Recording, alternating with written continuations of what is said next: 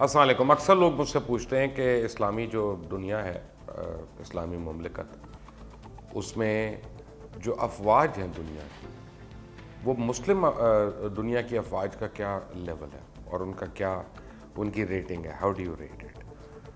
تو اب یہ آسان نہیں ہوتا اس کا جواب دینا. اور آپ کو کیا ہوتا ہے کہ آپ کو انٹرنیٹ کے اوپر سے مختلف جگہوں سے آپ کو انفارمیشن لینی پڑتی ہے، پھر آپ اس کو کراس چیک کرتے ہیں، پھر آپ اس کو اسمبل کرتے ہیں، پھر آپ لے کے آتے ہیں. تو آج میں آپ کو جو بتانے جا رہا ہوں کہ مسلم دنیا کی 5 بڑی فوجیں ہیں کون کون سی.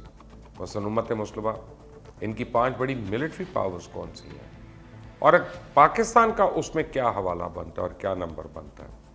اب بالکل یعنی آپ سمجھیں کہ میں بحیثیت پاکستانی نہیں، میں ایز اے ہسٹورین یا ایز اے مبصر میں یہ بات کر رہا ہوں کہ کیا بنتا ہے.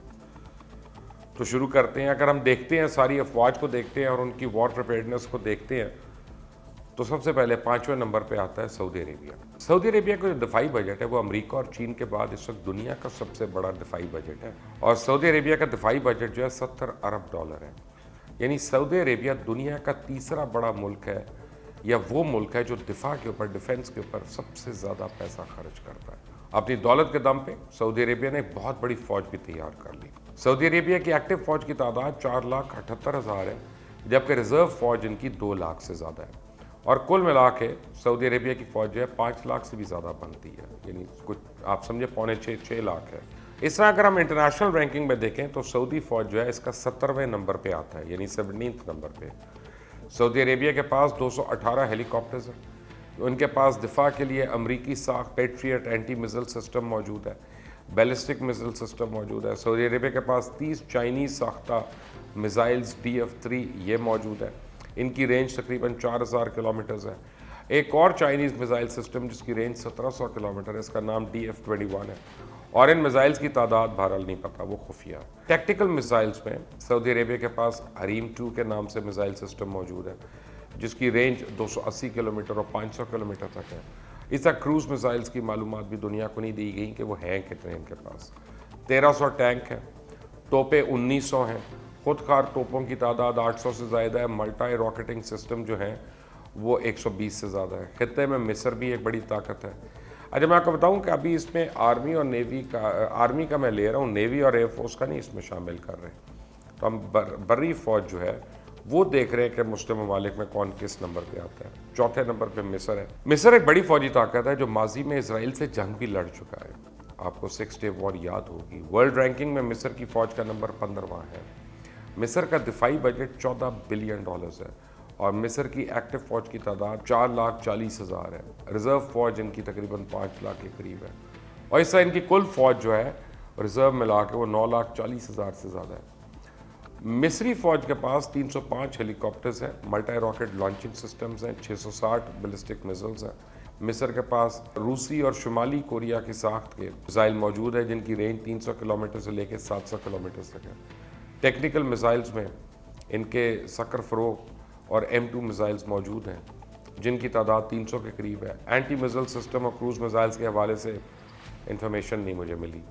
اور مصری فوج کے پاس ٹینکوں کی تعداد 4,600 ہے، توپوں کی تعداد 2,300 ہے، خود کار نظام سے چلنے والی 900 توپیں ہیں. تیسرے نمبر پہ آتی ہے جی مسلم ممالک کے اندر ایران کی افواج. ایران جو ہے، انقلاب ایران کے بعد ایران نے فوج اور جنگی ساز و سامان کی طرف بہت توجہ دی. اور ایران کے عراق کے ساتھ جنگ بھی بڑی لمبی چلی، آپ کو پتہ ہی ہے. اور خطے میں اور بھی ان کی کئی جنگیں ہوتی رہیں. ایران کا دفاعی بجٹ جو ہے $20 بلین ہے، اور دنیا میں ایرانی فوج کی رینکنگ 13ویں نمبر پہ ہے.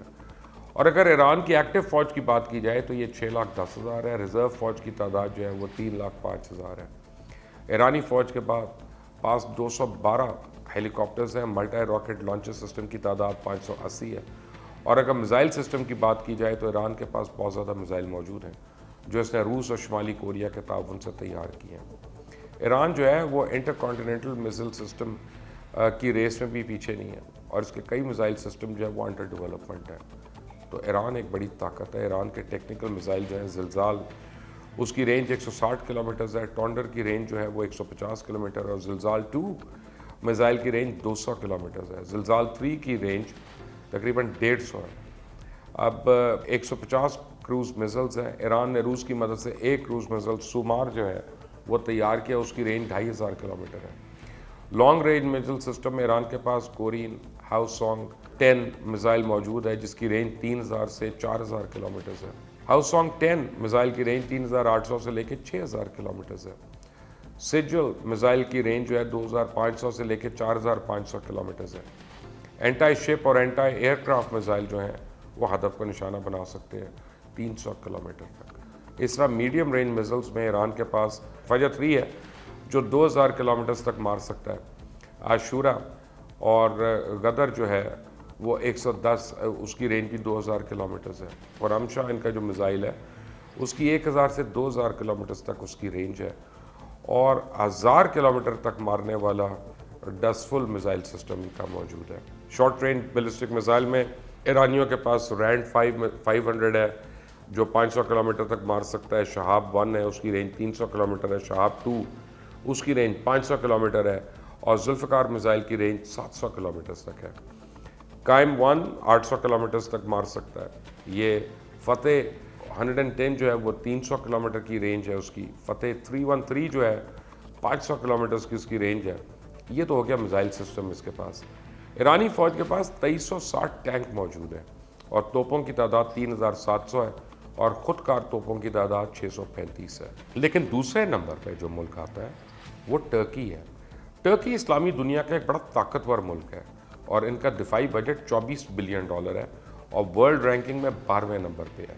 اس کی ایکٹیو فوج کی تعداد 3,65,000 ہے، ریزرو فوج 3,80,000 ہے، اور کل فوج کی تعداد 7,45,000 ہے۔ ترک فوج کے پاس ملٹا راکٹ لانچر سسٹم کی تعداد 400 بتائی جاتی ہے۔ ہیلی کاپٹرز ان کے پاس 570 ہیں، اور ترکی فوج کے پاس 3,460 ٹینک اور 1650 توپیں موجود ہیں۔ خود کار توپوں کی تعداد 1370 ہے، اور ٹیکنیکل میزائل سسٹم میں ترکی کا اپنا تیار کردہ بورا میزائل ہے جو کہ 560 کلومیٹر تک ہدف کو نشانہ بنا سکتا ہے۔ اس کے علاوہ ٹرکی جو ہے بورا میزائل کی رینج 2500 کلومیٹر تک بڑھانے پر بھی کام کر رہا ہے، جو نیوکلیئر کیپیبل ہوگا، جو کہ دنیا کے لیے ایک حیران کن بات ہے۔ اس کے علاوہ ٹرکی کے پاس American made MGM-140 missile system جو ہے وہ 160 کلومیٹر دور تک مار سکتا ہے۔ کروز میزائلز میں ٹرکی کے اپنے تیار کردہ سوم A 190 کلومیٹر تک رینج ہے۔ سوم J جو ہے وہ میزائل 190 کلومیٹر تک وہ بھی جا سکتا ہے۔